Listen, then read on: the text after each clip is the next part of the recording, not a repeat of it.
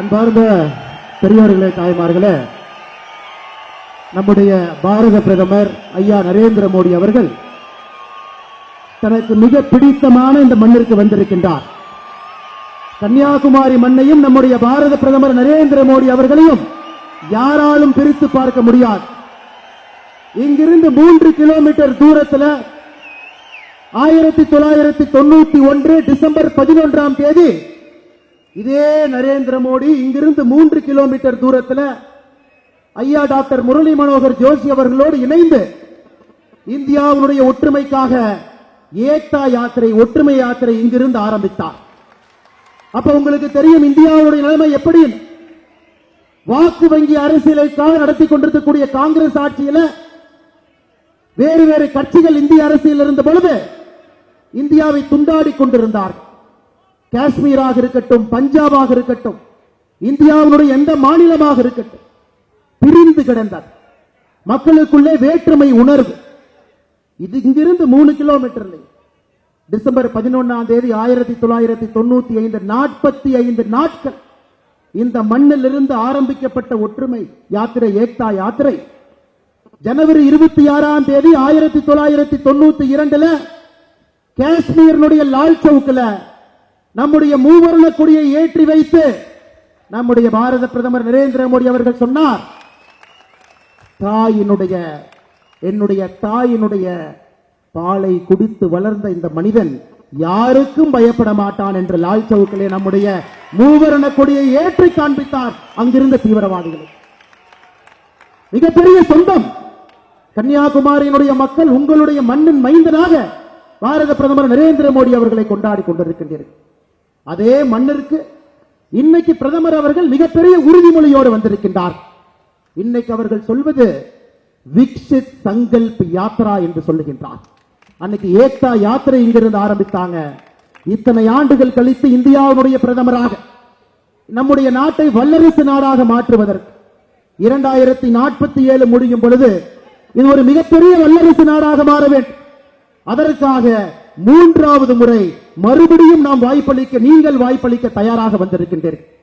இது போன்ற அரசியல் தலைவர் கண்ணு கெட்டிய தூரம் வரைக்கும் இல்லைங்க. குடும்ப கட்சிகள், ஊழல் கட்சிகள் மக்களை கொள்ளையடித்து தன்னுடைய குடும்பத்தில் இருக்கக்கூடிய அவருடைய குழந்தைகள் ஆட்சி கட்டலுக்கு வர வேண்டும் என்று துடிக்கக்கூடிய இந்தியா கூட்டணி. மக்களே என்னுடைய குடும்பம், 142 கோடி இந்தியர்களே என்னுடைய குடும்பம் என்று சொல்லி மோடியின் குடும்பமாக, மோடியின் பரிவாராக, மோடியினுடைய தம்பிகளாக, மோடியினுடைய தங்கைகளாக இங்கே வந்திருக்கின்றோம். சகோதர சகோதரி, இந்த யாத்திரை மிக முக்கியமான யாத்திரை. விக்சித் சங்கல்ப் யாத்திரை அடுத்த 25 ஆண்டுகளுக்கான கனவோடு நம்முடைய பாரத பிரதமர் நரேந்திர மோடி அவர்கள் வந்திருக்கின்றார். அதனால்தான் சகோதர சகோதரிகளே, 400 என்கின்ற நம்முடைய இலக்கு ஒரு வெறும் வாய்ச்சொல் கிடையாது. 2024 பாராளுமன்ற தேர்தல் முடிந்து உங்களுடைய ஆசையோடு நம்முடைய பாரத பிரதமர் நரேந்திர மோடி அவர்கள் 3வது முறையாக ஆட்சி கட்டளை அமரும் பொழுது 400 என்பது வெறும் வார்த்தை இல்லை, அது இந்திய மக்களுடைய உணர்வு. காஷ்மீரிலிருந்து கன்னியாகுமரி வரை அனைத்து இடத்திலும் கூட பாராளுமன்ற உறுப்பினர்கள் நம்முடைய தேசிய ஜனநாயக கூட்டணியில் இருந்து 370க்கும் மேற்பட்ட நம்முடைய பாராளுமன்ற உறுப்பினர்கள் பாரதிய ஜனதா கட்சியில் இருந்து அசைக்க முடியாத ஆளுமை மிக்க உலகத்தினுடைய வல்லரசாக இந்த நாட்டை மாற்றக்கூடிய காலகட்டத்தில் நாம் நின்று கொண்டிருக்கின்றோம். சகோதர சகோதரி, அதற்காக நம்முடைய பாரத பிரதமர் நரேந்திர மோடி அவர்கள் கன்னியாகுமரிக்கு வந்திருக்கிறார். இதே கன்னியாகுமரிக்கு இன்னொரு மனிதனும் வந்தான். இங்கே இருக்கக்கூடிய மனிதனுடைய பெயர் நரேந்திர மோடி. 1892 டிசம்பர் 24ஆம் தேதி நரேந்திர தத்தா என்கின்ற மனிதனும் இதே இடத்துக்கு வருகின்றான். அந்த மனிதன் எட்டி பார்க்கின்றான். அங்கே இருக்கக்கூடிய பாறை என்ன, அந்த பாறைக்கு எப்படி செல்வது? சுற்றில் இருந்த மனிதர்கள் சொன்னார், அந்த பாறைக்கு செல்ல வேண்டும் என்றால் கடலிலே குதித்து நீந்தி செல்ல வேண்டும் என்று சொன்னார். நரேந்திர தத்தா என்கின்ற மனிதன் கடலிலே குதித்து பாறையை நோக்கி நீந்தி சென்று டிசம்பர் 24, டிசம்பர் 25, டிசம்பர் 26, 1892 அந்த பாறையின் மீது அமர்ந்து கடு தவம் செய்து தான் யார், தன்னுடைய நாடு எப்படிப்பட்ட நாடு, தன்னுடைய மதம் எப்படிப்பட்ட மதம் என்பதை உணர்ந்தார். அந்த நரேந்திர தத்தா சுவாமி விவேகானந்தாக மாறினார். நரேந்திர மோடி விஸ்வகுரு நரேந்திர மோடியாக மாறி மக்களுடைய வளர்ச்சிக்காக, இந்திய நாட்டினுடைய வளர்ச்சிக்காக அசைக்க முடியாத சக்தியாக இந்த நாட்டை மாற்ற வேண்டும் என்பதற்காக வந்திருக்கக்கூடிய நம்முடைய பாரத பிரதமர் நரேந்திர மோடி அவர்களை உங்கள் அனைவரின் சார்பாக மறுபடியும் வருக வருக என்ற வரவேற்று. Honorable Prime Minister Narendra Modi sir, 1892 we had Narendra Datta who came to the same soil 3 kilometers from here. He swam to the Vivekananda rock. That point of time it was a mere rock. By his penance 3 days sitting in that rock, he found out who is he himself. He found out the idea of Bharat. Now this Narendra Modi, by his penance, by his sankalp, தன்னுடைய வாழ்க்கை முழுவதுமே ஒரு தவமாக சங்கல்பமாக இன்னைக்கு ஒரு ஞானியாக மாறி வந்திருக்கின்றார்கள். நண்பர்களே, எத்தனை பேருக்கு தெரியும்? எத்தனை பேருக்கு தெரியும்? சாமி விவேகானந்தா சிக்காகோவுக்கு சென்று விட்டு வந்த பிறகு 1897 ராமகிருஷ்ணா மிஷன் ஆரம்பிச்சாங்க. எத்தனை பேருக்கு தெரியும்?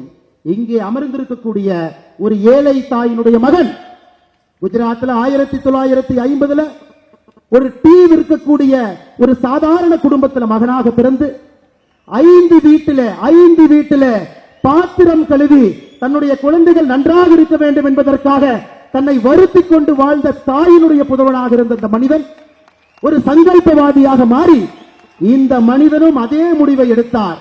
ராஜ்கோட்டில் இருக்கக்கூடிய ராமகிருஷ்ணா மிஷனுக்கு இந்த மனிதர் சென்றார்.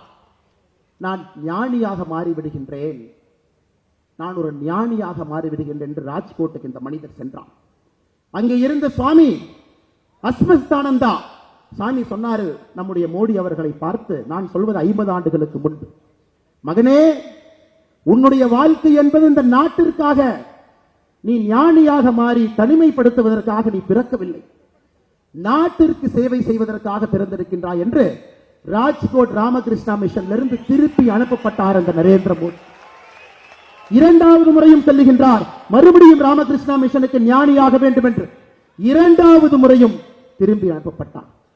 நரேந்திர மோடி அவர்கள் இன்னைக்கு 142 கோடி மக்களை வழிநடத்தக்கூடிய ஞானியாக, விஸ்வகுருவாக, நம்முடைய குடும்பமாக, இந்த நாட்டை அடுத்த கட்டம் எடுத்துச் செல்லக்கூடிய வல்லமை மிக்க தலைவராக, விஸ்வகுருவாக நம்முடைய மண்ணிற்கு வந்திருக்கின்றார்.